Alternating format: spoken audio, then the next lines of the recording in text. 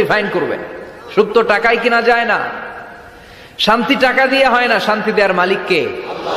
শান্তি আছে অল্প খেয়ে শুকর করার মধ্যে, শান্তি আছে আলহামদুলিল্লাহর মধ্যে। চিল্লায় বলেন ঠিক কিনা?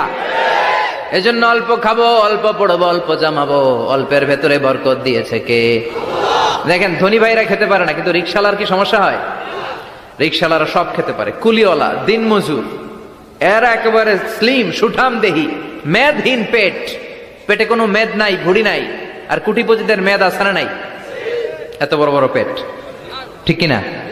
আমাদেরও পেট আছে, তবে হালাল পেট, এটা হারাম টাকা দিয়ে এই ভুড়ি বানাই নাই আমরা। চিল্লে বলেন ঠিক কিনা?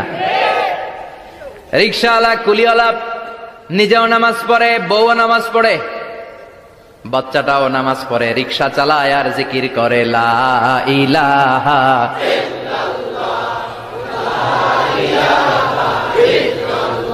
লা ইলাহা ইল্লাল্লাহু মুহাম্মাদুর রাসূলুল্লাহ সাল্লাল্লাহু। সুখ আর শান্তি, তাদের ঘরে সুখ।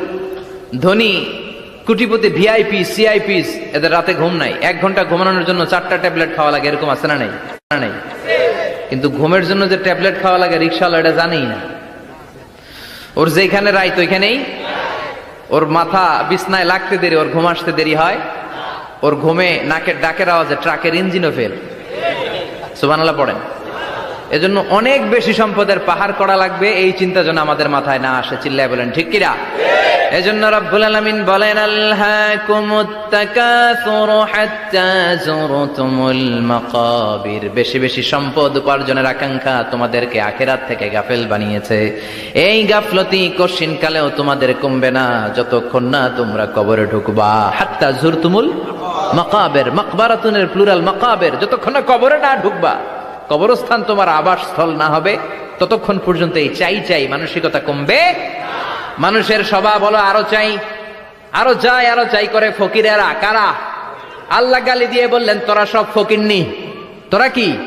ইয়া আইয়ুহান নাসু আনতুমুল ফুকারাউ ইলাল্লাহ ওয়াল্লাহু হুয়াল গানিয়ুল হামিদ। সুবহানাল্লাহ পড়েন।